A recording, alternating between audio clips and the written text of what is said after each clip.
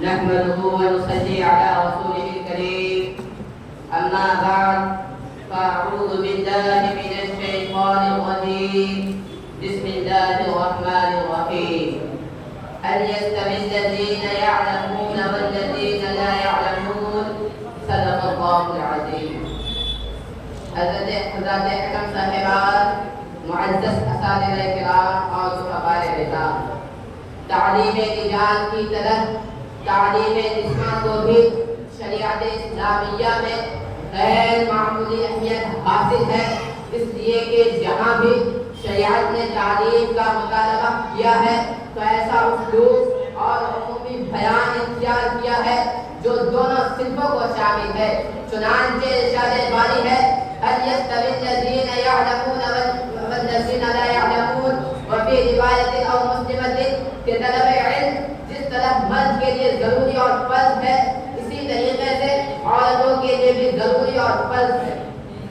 حضرات، تعلیم نسواں کی اہمیت ہی کا نتیجہ تھا کہ جناب محمد صلی اللہ علیہ وسلم جس طرح مردوں کو وعظ و نصیحت فرماتے ان کو تعلیم دیا کرتے تھے، اسی طریقے سے خواتین اسلام کو بھی وعظ و نصیحت فرماتے اور علوم و معارف سے ان کو روشناس کراتے تھے اور ان کی تعلیم کا خاص اہتمام فرمایا کرتے تھے۔ بلا شبہ یہ بات کہی جا سکتی ہے کہ اگر خواتین اسلام علوم دینیہ کو حاصل کر لینے کے بعد علوم عصریہ کو بھی حاصل کر لیتی ہے، عالمہ فاضلہ کے ساتھ ساتھ بہترین ادیبہ اور شاعرہ بن جاتی ہے، اچھی معالجہ اور ڈاکٹر بن جاتی ہے، انجینئرنگ، ڈپلومہ اور دیگر ٹیکنیکل ہینڈ کی ڈگریاں ان کے پاس ہو جاتی ہے تو لائق تحسین اور قابل فخر ہے۔ چنانچہ جب ہم پہلی صدی کی تاریخ الٹ کر دیکھتے ہیں، صحابیات کی زندگیوں کا مطالعہ کرتے ہیں تو احادیث و تواریخ ہمیں بتاتی ہے کہ اگر تم کو عالمہ اور فاضلہ کی تلاش ہے تو حضرت عائشہ صدیقہ کی حیات پاک کا مطالعہ کرو، اگر تم کو کسی مفتی کی تلاش ہے تو حضرت حفصہ، ام سلمہ اور حضرت فاطمہ الزہرا کی سوانح کا مطالعہ کرو، اگر تم کو کسی حافظ و قاری کی تلاش ہے تو ملکہ ہارون رشید کی کنیزوں سے عبرت حاصل کرو، اگر تمہیں کسی مقدمہ اور باحثہ کی تلاش ہے تو ابن حسن ابن احمد کا حال پوچھو، اگر تمہیں کسی محدث و مفسر کی تلاش ہے تو ابن عساکر کی اس کہانیوں کی زندگیوں کا مطالعہ کرو، اگر تمہیں کسی معلم اور ڈاکٹر کی تلاش ہے، کسی شاعرہ اور ادیبہ کی تلاش ہے، کسی حساب داں اور دیگر علوم عصریہ میں ماہر خواتین کی تلاش ہے تو حضرت عائشہ صدیقہ کی مثال تمہارے سامنے ہے۔ یہی نہیں بلکہ ہزاروں کی تعداد میں ہم سے مثالیں ملتی ہے۔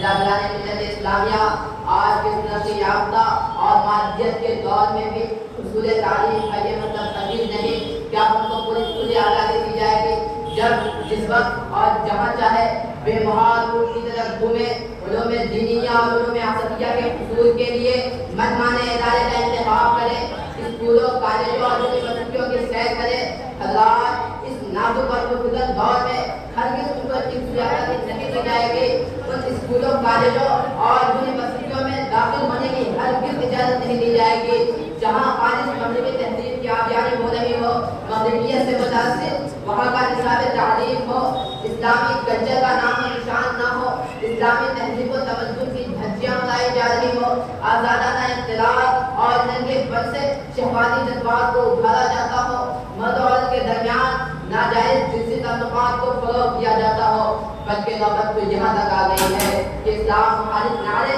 اور سلاموں سے ان کے ذہن و دماغ کو گندہ کیا جاتا ہے اور قوم ملت کی بیٹیاں اختلاط کا شکار ہو جاتی ہیں۔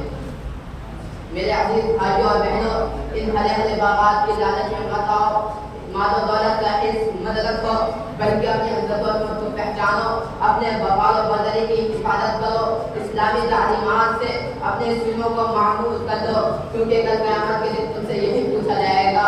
جب مالک کائنات نے تمہیں پیدا فرما دیا ہے تو وہی تمہارے رزق کا بھی بندوبست کرے گا۔ قرآن کہتا ہے ما من شیء الا علی اللہ رزقها، کہ اللہ تبارک و تعالی جسے رزق دینا چاہتے ہیں تو کوئی مائی کا دار اسے ایک دانہ بھی چھین نہیں سکتا، اور جس کو عطا کرنا چاہتے ہیں تو کوئی مائی کا دار اسے ایک دانہ بھی چھین نہیں سکتا۔ میں اپنی باتوں میں سے تقریر کو ختم کرتا ہوں۔ ہمارے اس کے بعد محمد حضرت